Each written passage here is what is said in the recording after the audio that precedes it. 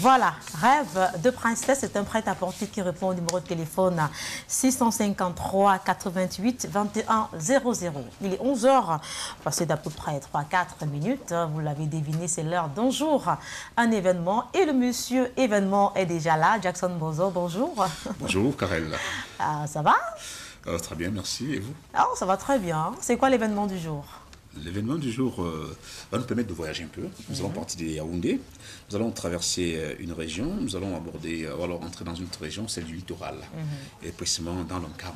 Et avec quel invité est-ce qu'on va parcourir ce périple? Naturellement. Votre invité? Mon invité, il est bel et bien...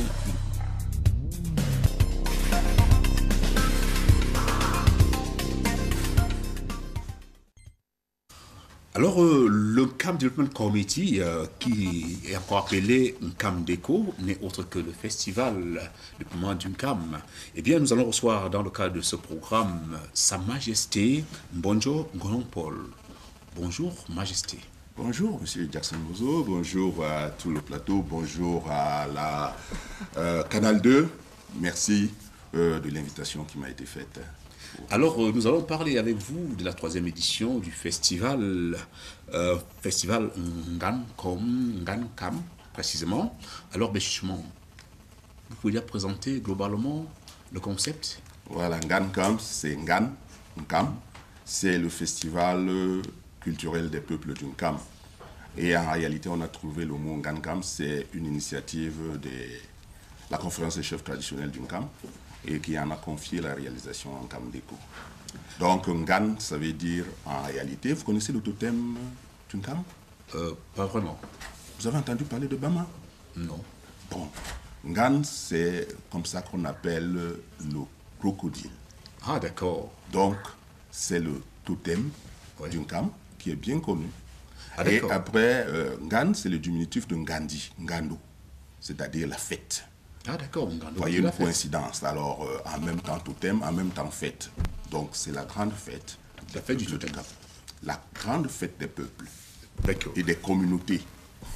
Alors, ce festival, est-ce que vous pouvez nous permettre de rentrer dans son historique? Le festival est né il y a 6 ans, à l'initiative, comme je le disais, des chefs traditionnels du Nkam, qui ont constaté qu'effectivement, au regard de la diversité du Nkam, nous avons, pour rappeler à tous les téléspectateurs et à tous les Camerounais, le Nkam regroupe en son sein environ 14 communautés linguistiques.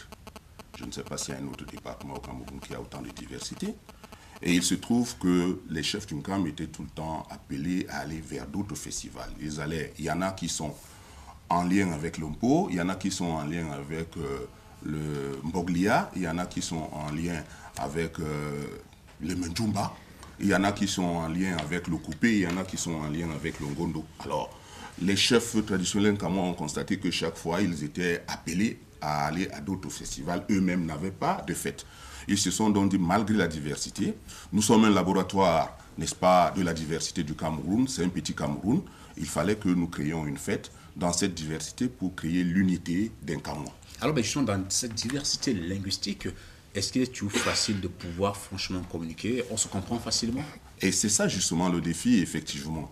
C'est-à-dire qu'on doit se comprendre, on doit tout faire pour se comprendre. Certainement, de toutes ces communautés, il y en a qui ont, n'est-ce pas, quelques petits liens, mais il y a d'autres qui, effectivement, on ne peut pas se comprendre, mais il faut qu'on fasse tout pour que nous nous comprenions, parce que nous avons des peuples qui ont des origines des Grassfields, c'est-à-dire qu'en réalité, quand on les voit, les Kwa, dans le Nord Macombé, ils ont des rapports avec les peuples des Grassfields. Nous avons des peuples qui ont des origines avec les gens de l'eau.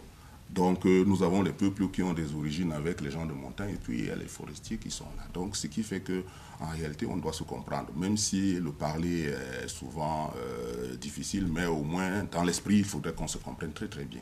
Alors, un festival, c'est bien, mais lorsqu'il sort un peu de son cocon, on va dire, culturel ou alors géographique, il devrait naturellement apporter un plus au Cameroun. Alors, qu'est-ce que votre festival apporte au niveau de la contribution culturelle au Cameroun? Alors, c'est justement parce que nous voulions résoudre un peu ce problème de dispersion et puis cette atomisation, on n'arrivait pas à comprendre. Vous vous imaginez ce que le Cameroun regorge comme artistes musiciens. avez-vous déjà fait un peu l'inventaire? Vous verrez que de grosses têtes d'affiche sont originaires du Nkam. Je connais beaucoup plus Peter Coco.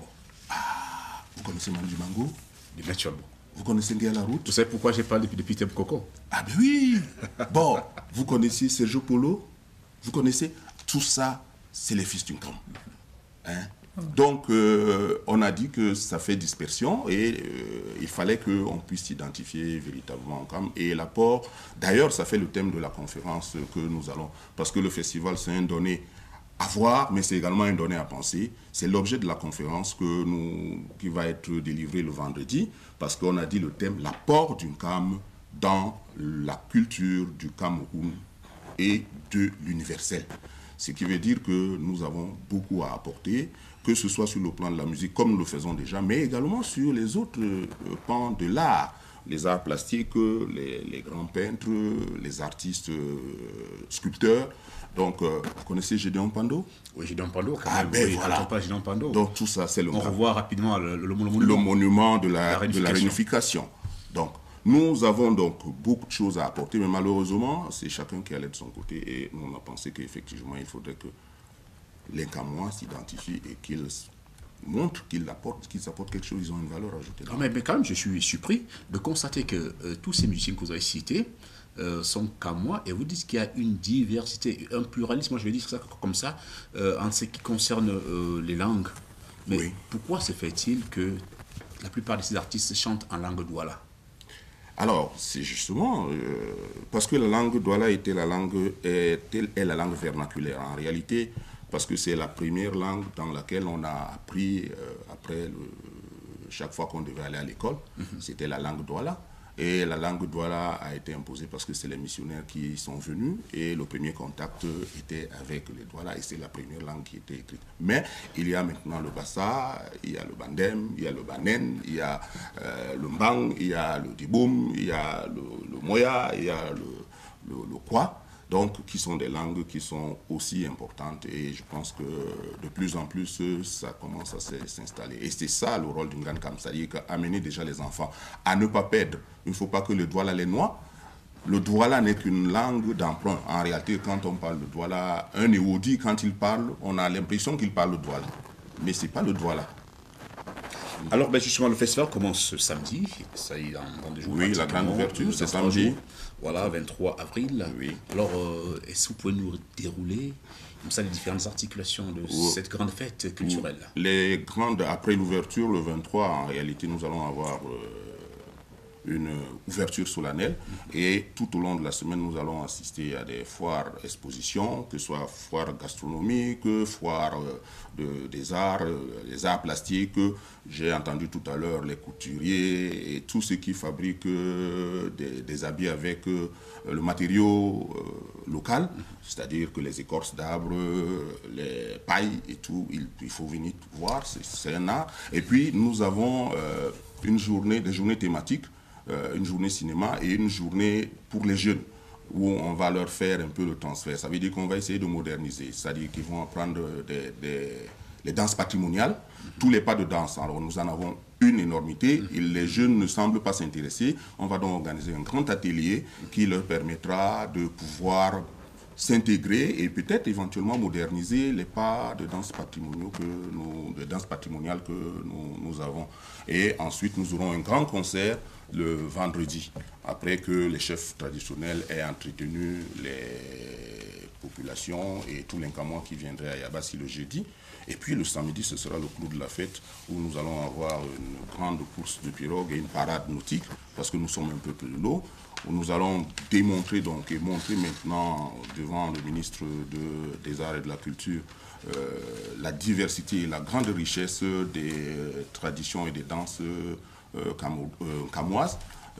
Il y aura des spectacles à voir. Mais bien alors, justement, on parle du ministre des Arts de la Culture. Pourquoi lui, essentiellement, c'est vrai que c'est une activité culturelle, mais pourquoi n'avoir pas invité un ministre originaire du Nord, un ministre originaire de l'Ouest, par exemple? Certainement, on va y arriver et je suis sûr que, d'ailleurs, on va inviter quelques ministres qui sont d'autres ministres, pas d'autres ministres. Vous allez ou alors vous les allez inviter? On les a invités, voilà. Ils vont certainement... On peut avoir quelques noms? Ben, Pourquoi on ne disait pas qu'on est en train de faire... oui, bluff, là? on a invité le ministre des enseignements secondaires.